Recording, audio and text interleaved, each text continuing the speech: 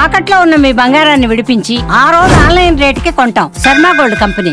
అందరికీ నమస్కారం. నా పేరు మాధురి. మీరు చూస్తుంది సుమన్ టీవీ నెట్వర్క్. మనకి ఉగాది ముందు రోజున మీన రాశిలోకి శని ప్రవేశించాడు. మరి అప్పటి నుంచి ఎవరెవరికి అంటే ఏ రాశుల వారికి శని ప్రభావం వస్తుంది, ఏ రాశుల వారికి శని ప్రభావం తగ్గుతుంది, ఇలాంటి విషయాల గురించి, అలాగే శని బాధలతో బాధపడుతున్న వాళ్ళు ఎలాంటి పరిహారాలు చేసుకున్నట్లయితే చక్కగా శుభశకునంగా అంత జీవితం బాగుంటుంది అన్న విషయాలు మనకి తెలియజేయడానికి మనతో పాటు ఉన్నారు ప్రముఖ జ్యోతిష్య పండితులు బ్రహ్మశ్రీ నందివట్ల శ్రీహరి శర్మ గురువు గారు. నమస్కారం గురువు గారు. వాగర్థావివ సంపృక్తౌ వాగర్థ ప్రతిపత్తయే జగతః పితరౌ వందే పార్వతీ పరమేశ్వరౌ. ఆదిత్యాయ చ సోమాయ మంగళాయ బుధాయ చ గురుశుక్ర శనిభ్యశ్చ రాహవే కేతవే నమః. శృంగేరి జగద్గురు పీఠాధిపతులకి, కంచె పీఠాధిపతులకి నమస్కారములు తెలియజేసుకుంటూ కార్యక్రమాన్ని ప్రారంభిద్దాం. గురుగారు, నిజంగా శని దోషం, శని ప్రవేశించాడు మన రాశిలోకి అంటే చాలా మంది చాలా రకాలుగా భయపడుతూ ఉంటారండి. ఏదో అయిపోతుంది, పనులు ఏవి కావు అని చెప్పేసి భయపడుతూ ఉంటారు. అసలు మీన రాశిలోకి శని ప్రవేశించాడు కాబట్టి ఏ రాశుల వారికి శని ఎఫెక్ట్ ఉంటుంది, ఏ రాశుల వారికి దాని నుంచి రిలీఫ్ పొందబోతున్నారన్న విషయాలు తెలుసుకోవాలనుకుంటున్నాం. వీక్షించేటువంటి సుమన్ టీవీ ప్రేక్షకులు కూడా చాలా జాగ్రత్తగా ఈ యొక్క విషయాలని అవగతం చేసుకుంటే అసలు శని మీద ఉన్నటువంటి అనేకమైనటువంటి అభిప్రాయాలు చాలా మటుకు తగ్గిపోతాయి. అంటే చాలామంది ఏమనుకుంటారంటే ఈ శని ప్రభావం వల్ల అనేక సమస్యలు వస్తాయి అని అనుకుంటారు. కానీ శని వలన కూడా మంచి జరుగుతుంది. ఆ మంచి ఏంటి, ఆ మంచి కాకుండా చెడు ఉంటే ఏం చేసుకోవాలి, ఎలాంటి పరిహారాలు చేసుకోవాలి అనేటువంటి తెలియచేసుకుందాం. అన్నిటికంటే ముఖ్యంగా మొన్న 29వ తారీఖు రోజున శని మారడం జరిగింది కుంభరాశి నుంచి మీనరాశికి. ఏ ఏ రాశుల వారికి ప్రభావం ఉంటుందంటే, అంటే శని మీనరాశిలో సంచారం చేస్తున్నటువంటి ఆ మీనరాశిని బేస్ చేసుకొని కొన్ని రాశులకి మంచి, కొన్ని రాశుల వారికి చెడు ఉంటుంది. అయితే శాస్త్ర ప్రకారము అంటే గోచార రీత్యా మనం చెప్పుకోదలిస్తే మీనరాశిలో శని సంచారం చేస్తున్నాడు కాబట్టి మీనరాశికి వెనక రాశి అయినటువంటి కుంభరాశికి, ఆ మీనరాశిలో సంచారం చేస్తున్నట్టు కారణం చేత మీనరాశి వారికి, మీనరాశి తరువాత రాశి అయినటువంటి మేషరాశి వారికి 7.5 ఏలిన నాటి శని అంటే 7.5 సంవత్సరాల పాటు ఇక్కట్లు కలుగుతాయి.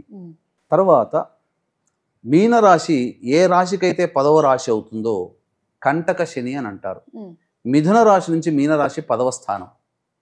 కాబట్టి మిథున రాశిలో జన్మించినటువంటి వారికి కంటక శని ప్రభావం అనేటువంటిది ఉంటుంది. వీళ్ళకి ఎన్ని సంవత్సరాలు ఉంటుంది? 2.5 సంవత్సరాలు. అంటే ఈ కంటక శని అంటే కంటక అంటే ఏంటి, గోతి కంటకము అని అంటారు కదా, పెద్ద గొయ్యి అని అర్థం. ఇప్పుడు మామూలుగా ఉన్న వ్యక్తి గొయ్యిలో పడితే పైకి రావడానికి ఎంత సమయం పడుతుంది, అలాగే ప్రతి ప్రయత్నము కూడా అలా బాధగా ఉంటుంది అని అర్థం. అంటే కాలిలో ముళ్ళు కుచ్చుకున్న వ్యక్తి అడుగడుగుకి ఎంత బాధపడతాడో ఆ యొక్క వ్యక్తి చేస్తున్నటువంటి వృత్తి ఉద్యోగ వ్యాపారాల్లో మరియు చేసే ప్రయత్నంలో అనేక ఇబ్బందులు పడుతుంటారు, కీర్తి ప్రతిష్టలు తగ్గుతాయి అని చెప్పి ఈ యొక్క కంటక శని దోషానికి సంబంధించి గురైనటువంటి మిథున రాశి వారికి ఏర్పడుతుంది. ఇక అష్టమ శని ఏ రాశికి 8వ రాశి అవుతుంది మీనరాశి అంటే సింహరాశికి 8వ రాశి అవుతుంది మీనరాశి. కాబట్టి అష్టమ శని మీనరాశి వారికి ముఖ్యంగా ఆరోగ్య సమస్యలు, దురదృష్టం వెంటాడుతూ ఉండడం, అన్ని విధాలుగా చేసిన ప్రతి ప్రయత్నము ఆటంకాలు కలుగుతుండడం సింహరాశి వారికి కలుగుతుంది. ముఖ్యంగా ఆరోగ్యం మీద దెబ్బతీస్తుంది. అర్ధాష్టమ శని దోషము అంటే ఏ రాశి అయితే 4వ రాశి అవుతుందో ఆ రాశి అర్ధాష్టమ శని అంటే ధనుస్సు రాశి నుంచి మీనరాశికి అర్ధాష్టమ శని దోషం. కాబట్టి ఏలిన నాటి శని కన్నా, కంటక శని కన్నా, అష్టమ శని కన్నా అర్ధాష్టమ శని దోషం చాలా తీవ్రమైనటువంటిది. కాబట్టి ఈ అర్ధాష్టమ శని దోషం వల్ల అనేక రకాల సమస్యలు ఎఫెక్ట్ అవుతాయి. అంటే ఏంటి, 4వ స్థానంలో శని సంచారం చేస్తున్నటువంటి కారణం చేత ప్రధానంగా 4వ స్థానము ఫిక్స్డ్ అసెట్స్, గృహము, సంతోషము, సంతృప్తి, తల్లి, వాహనము ఇవన్నీ సూచన చేస్తుంది, కంఫర్టబుల్ లైఫ్. సో ఇక్కడ ఏమైపోతుంది, ఈ కారణం చేత ఈ సంబంధించినటువంటి అర్ధాష్టమ శని దోషానికి ఈ ఇబ్బందులు అనేటువంటివి ధనుసు రాశి వారికి ఉంటాయి. ఏలినాటి శని ప్రభావం ఉన్నప్పుడు కుంభరాశికి 2వ స్థానంలో సంచారం చేస్తుంది కాబట్టి మనస్సు ప్రశాంతంగా ఉండకపోవడము, అలాగే ప్రధానంగా ధనపరమైనటువంటి నష్టాలు, కుటుంబపరంగా సమస్యలు, ఇలా ఉంటాయి.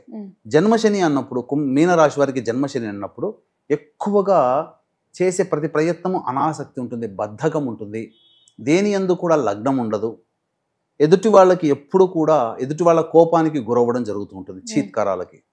ఇక ఈ సంబంధించినటువంటి కుటుంబ శని ఎవరికి, ఈ సంబంధించినటువంటి వ్యయ శని ఎవరికి, ఈ మేషరాశిలో జన్మించినటువంటి వారికి. కాబట్టి ప్రతి ప్రయత్నంలో ఆటంకాలతో ముగుస్తాయి. అంటే ఒకసారి వెనక్కి తిరిగి చూస్తే పని అయిపోయిన తర్వాత ఇంత కష్టపడి నేను పని పూర్తి చేశానా అన్న బాధే తప్ప పని పూర్తయిందన్న సంతోషం మేషరాశి వారికి ఉండదు. అంటే ప్రతి ప్రయత్నము ల్యాగ్ అవుతుంది, కష్టంగా ఉంటుంది. ఇక నిద్ర పట్టకపోవడము, ఖర్చులు అధికంగా ఉండడం, ఇవన్నీ కూడా ఈ ఏలినాటి శని ప్రభావం. ఇది శాస్త్ర ప్రకారం చెప్పబడినటువంటిది. ప్రస్తుతం ఉన్నటువంటి కాలానికి అనుసరించి కొన్ని రకాల శని ప్రభావాలు కూడా కొన్ని రాశులకి అదనంగా చేర్చబడ్డాయి. ఇది యోగ శని అని అంటారు. అంటే కర్కాటక రాశికి 9వ స్థానంలో శని సంచారం, వృశ్చిక రాశి వారికి 5వ స్థానంలో శని సంచారం, ఇది లక్ష్మీ స్థానంలో అని అంటారు. దీనివల్ల ఏం జరుగుతుంది, అన్నీ కూడా అనుకున్నవి వ్యతిరేకం అవుతుంటాయి ఈ కర్కాటక రాశి, వృశ్చిక రాశి వారికి. ఇక మిగిలినటువంటిది దాంపత్య శని. అంటే కన్యా రాశి వారికి దాంపత్య స్థానంలో ఉన్నటువంటి శని ప్రభావం వల్ల వివాహం కాకపోవడం కానీ, లేకపోతే ఆలస్యంగా ప్రతి పని ఎదుటి వాళ్ళ స్పందన ఆలస్యంగా రావడం కానీ, అలాగే దంపతుల మధ్య లేదా వ్యాపార భాగస్వాముల మధ్య లేదా ఎవరితో కలిసి పని చేస్తుంటామో వాళ్ళతో కలహాలు అనేటువంటివి వస్తూ ఉంటుంటాయి. కాబట్టి జాగ్రత్తలు పాటించాలి. ఇది చెప్పబడినటువంటిది. అయితే చాలా మంది ఏమనుకుంటారంటే, మాకు మకర రాశి వారికి ఏలినాటి శని దోషం పోయింది, వృశ్చిక రాశి వారికి అర్ధాష్టమ శని దోషం పోయింది, కర్కాటక రాశి వారికి అష్టమ శని దోషం పోయింది, అలాగే వృషభ రాశి వారికి కంటక శని దోషం పోయింది, అలాగే ఈ సంబంధించిన అనేక మంది ఇలా అనుకుంటుంటారు.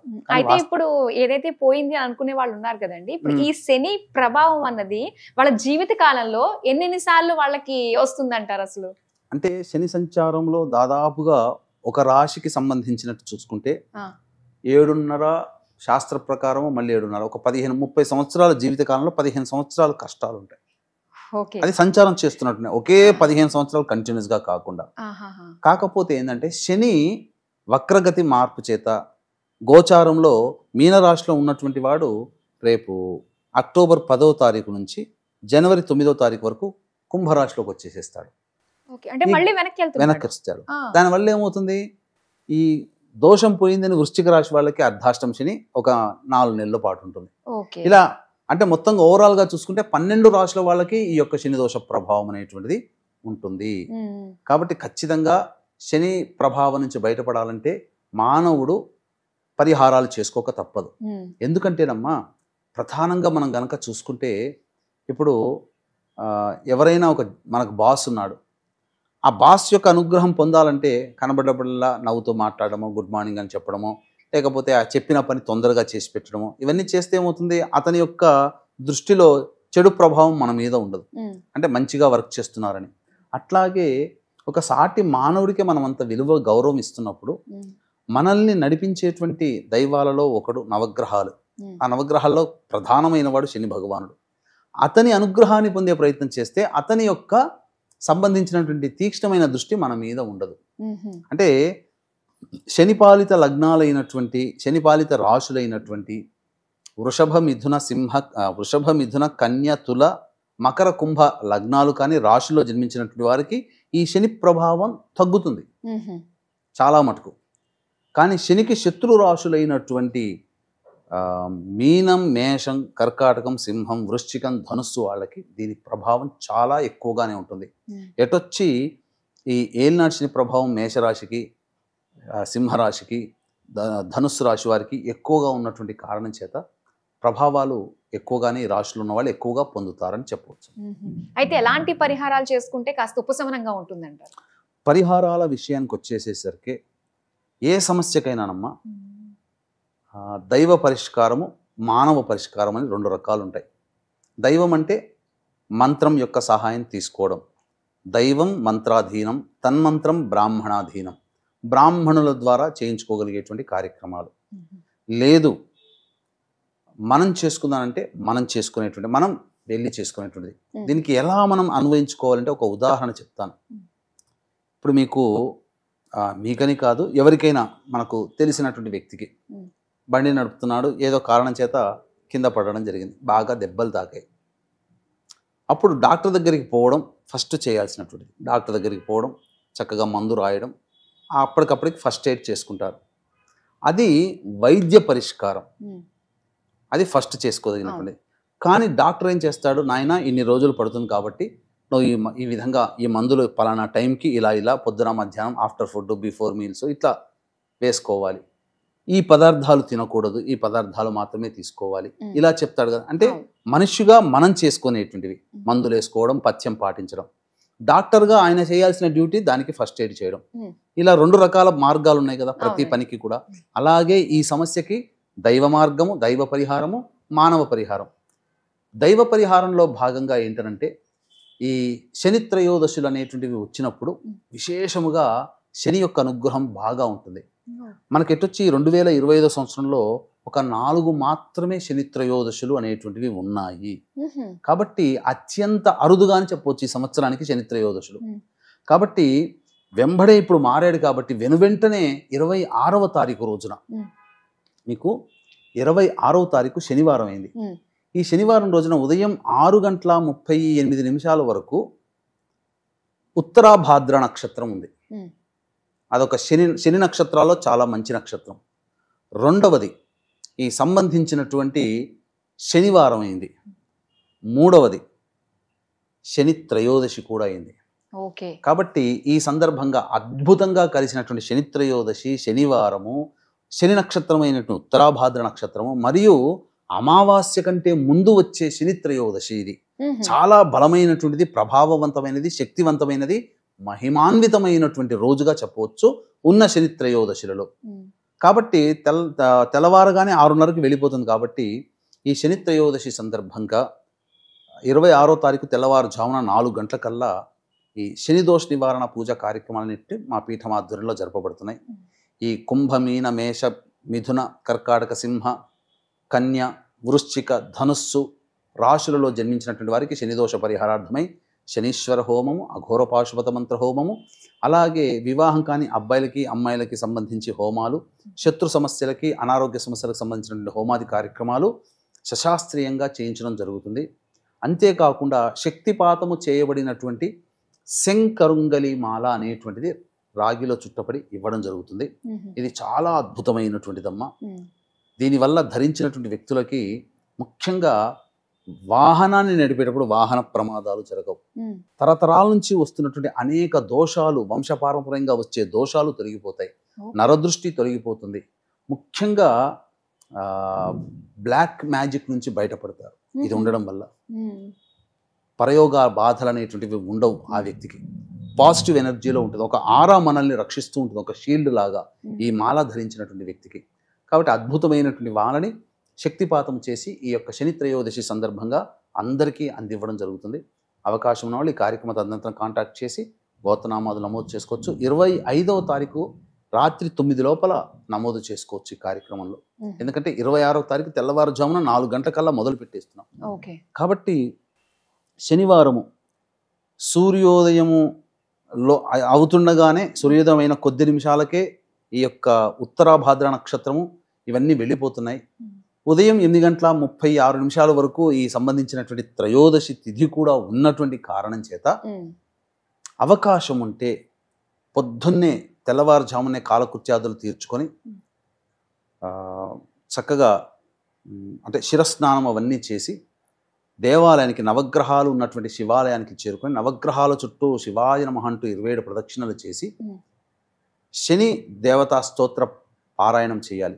ముఖ్యంగా శనీశ్వరుడికి నల్ల నువ్వుల నూనెతో అభిషేకము జరిపించి 8 నల్ల నువ్వుల లడ్డూలు ఆ స్వామికి నివేదన చేసి అవకాశం ఉంటే రావి చెట్టు చుట్టూ కూడా ప్రదక్షిణ చేయవచ్చు. ఉండి దక్షిణం వైపు దక్షిణం కాదు పడమరం వైపు ఫేస్ పెట్టి హనుమాన్ చాలీసా ఒక 11 సార్లు పారాయణం చేయాలి. చేసినటువంటి వ్యక్తికి శని ప్రభావం నుంచి చాలా బయటపడతాడు. ముఖ్యంగా ఈ మీనరాశిలోకి శని ప్రవేశం చేసిన తరువాత కుంభమీన మేష మిథున కర్కాటక సింహ కన్య వృశ్చిక ధనుస్సు రాశి వారికి ఎక్కువగా ప్రభావం ఉంటుందమ్మా.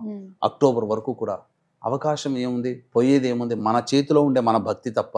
అవును. కాబట్టి భక్తిపూర్వకంగా ఈ చెప్పినటువంటి పరిహారం చేసుకోండి. ఉమ్. అవకాశం ఉంటే మన పీఠం ఆధ్వర్యంలో జరిపేటువంటి శని త్రయోదశి సందర్భంగా దోష నివారణ కార్యక్రమంలో నమోదు చేసుకోవడం, ఉమ్. శంకరుంగలి మాలను కూడా సొంతం చేసుకోవచ్చు. ఉమ్. కేవలం 40 మంది భక్తులకి మాత్రమే ఈ యొక్క అవకాశాన్ని ఇవ్వడం జరుగుతుందమ్మా. ఓకే. అందరికీ కూడా వందల సంఖ్యలో మనం ఇవ్వలేము కూడా. ఉమ్. కాబట్టి అవకాశం ఉన్న వాళ్ళు చక్కగా వినియోగించుకోవచ్చు. ఓకే. సో ఎవరైతే మొదటగా కాల్ చేసి రిజిస్టర్ చేసుకుంటారో సో వాళ్ళకి మాత్రమే ఈ చక్కటి సంబంధించిన అవకాశం. ఉంటుందన్నమాట. గురుగారు అయితే మరి ఇప్పుడు ఎవరైతే ఇంత అలా చేసుకునే వాళ్ళు ఉంటారో అంటే పరిహారాలు లాంటివి, సో వాళ్ళకి తర్వాత ఈ శని నుంచి వచ్చే ప్రభావం అన్నది కాస్త తగ్గే అవకాశం ఉంటుందంటారా? శని ప్రభావము అనేటువంటిది అంటే ఇక్కడ మీరు గమనించుకోవాల్సింది ఏంటంటేనమ్మా, ఇప్పుడు ఎండాకాలం కదా, ఉమ్. బయటికి వెళితే ఒక 10 నిమిషాలు నడిచేసరికి మనకు ఉక్కపోత, ఎండ వేడి తట్టుకోలేకపోవడము, మంచినీళ్ళు ఎక్కడ కనబడతాయని చెప్పి ఎదురు చూడడం, అవును. చల్లటి చెట్టు కింద చేరుకోవాలని మనస్సు ఆరాటపడడం, ఉమ్. ఇవన్నీ జరుగుతాయి. అదే ఒక గొడుగు వేసుకుని వెళ్ళారనుకోండి, ఉమ్. మీరు ఎంత దూరమైనా నడవగలుగుతారు కదా. అవును.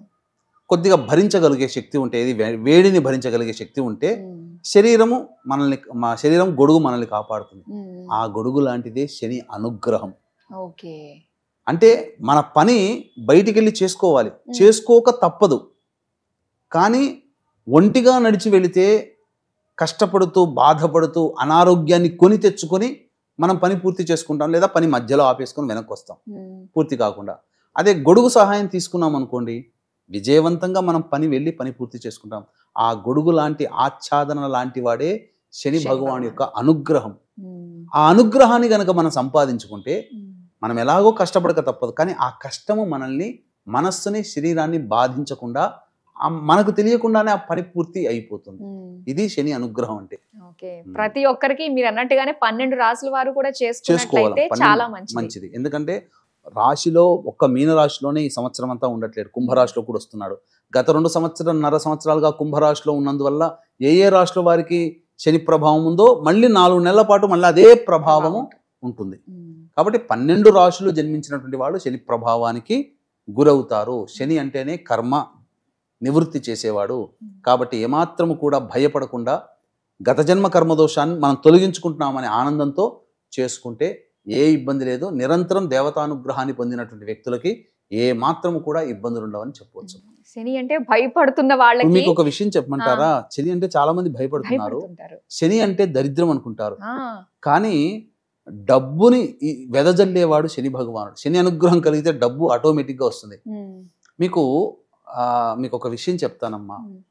ఈ భారతదేశంలోనే శనికి సంబంధించినటువంటి ప్రఖ్యాతమైనటువంటి క్షేత్రం ఏంటి? శని సింగనాపూర్. అంటే మహారాష్ట్రలోనే ఉంది. ఈ మహారాష్ట్రలోనే అత్యధికంగా మనీ అనేటువంటిది అక్కడ ఉన్నది. తెలుసా మీకు? Bombay stock exchange finance state అది మహారాష్ట్ర. ఇన్ని రాష్ట్రాలు ఉండగా శని బాగా బలంగా ఉన్నటువంటి మహారాష్ట్ర ఎందుకు పైకి వచ్చింది? ప్రపంచవ్యాప్తంగా సెన్సెక్స్ అంటే స్టాక్ మార్కెట్లు అన్ని కూడా బాంబే దగ్గరనే కదా, అంటే ఆ రాష్ట్రంలో ఉన్నదే కదా. కాబట్టి ఈ ఒక్క ఎగ్జాంపుల్ చాలు. ధనం వస్తుంది అంటే శని అనుగ్రహం ఉంటే ధనం వస్తుంది, ఎవరు ఆపలేరు. చాలా బాగా చెప్పారండి. ఒక ధైర్యాన్ని కలిగించారు. శని అంటే ఇది కాదు, శని అంటే ఇది అని చెప్పేసి చాలా చక్కగా వివరించినందుకు ధన్యవాదాలండి. సర్వం శ్రీ ఉమామహేశ్వర పరబ్రహ్మార్పణమస్తు.